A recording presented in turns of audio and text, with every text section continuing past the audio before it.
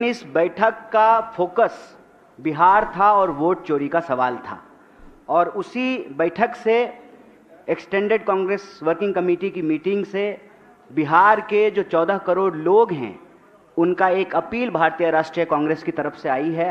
आपके माध्यम से हम अपने बिहार के सभी भाइयों बहनों से यह अपील करना चाहते हैं, उन तक अपनी बात पहुंचाना चाहते हैं।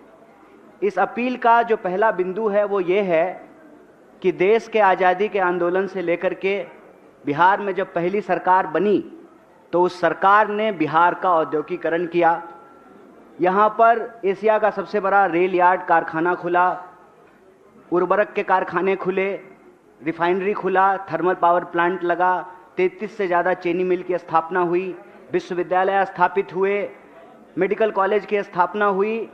तो बिहार में कांग्रेस पार्टी की शुरुआत आज़ादी के आंदोलन से लेकर के आज़ादी के बाद औद्योगिकीकरण से शुरू होती है, जिसका फोकस समाज के अंतिम पायदान पर खड़े व्यक्ति तक विकास की उस धारा को पहुंचाना था, उनको बराबरी का अधिकार दिलाना था, उनके लिए सामाजिक न्याय और उनके हक और अधिकार को लेकर के लड़ना था। यही हमारी लोकतंत्र की मूल आत्मा है।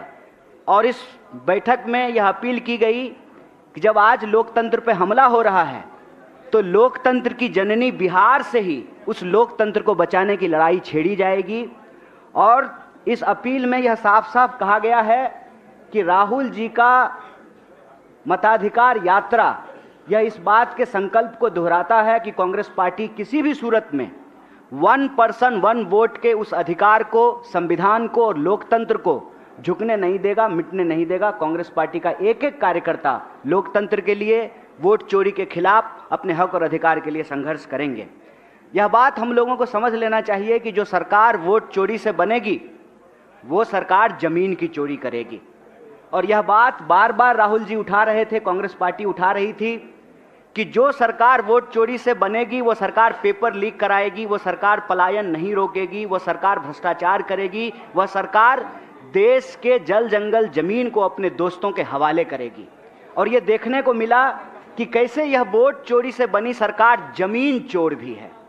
और अभी भागलपुर में प्रधानमंत्री जी के दोस्त को 1 रुपए में 1 रुपए प्रति एकड़ के दर से जो है उनको जमीनें दी गई है। तो यह वोट चोरी की सरकार जमीन चोर है।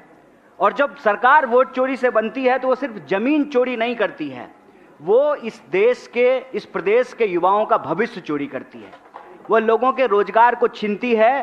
तो यह जो वोट चोरी से बनी सरकार है वह रोजगार चोर सरकार है।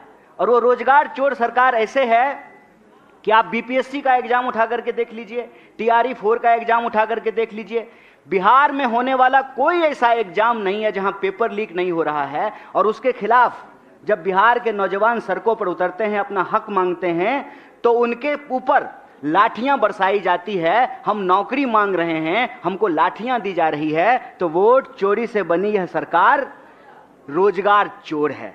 इसके साथ साथ हमने बिहार में यह देखा है कि आए दिनों लगातार कानून व्यवस्था बिगड़ती जा रही है। और आज कांग्रेस प्रेसिडेंट ने एक बड़ी अच्छी बात कही। उन्होंने कहा कि यह सुशासन नहीं है, कुशासन है। और ऐसा लगता है कि प्रशासन जो है बहुत लंबी छुट्टी पे चली गई है बिहार की।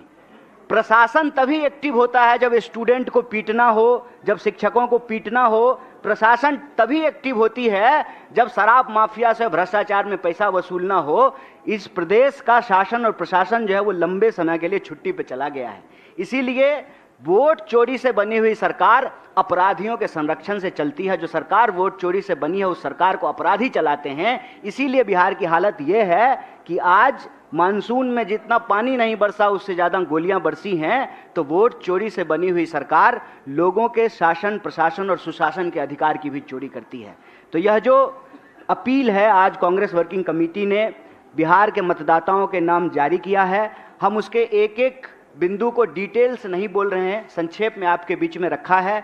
यह अपील आप तमाम मीडिया के साथियों को मिल जाएगा। और हमारा आपसे निवेदन है कि बिहार के हक की इस लड़ाई में, संविधान बचाने की इस लड़ाई में, वोट चोरी को रोकने के लिए और लोगों की नौकरी के लिए, पलायन को रोकने के लिए, भागीदारी के लिए इस मुहिम में हमारा साथ दीजिए। बहुत बहुत शुक्रिया, बहुत बहुत धन्यवाद।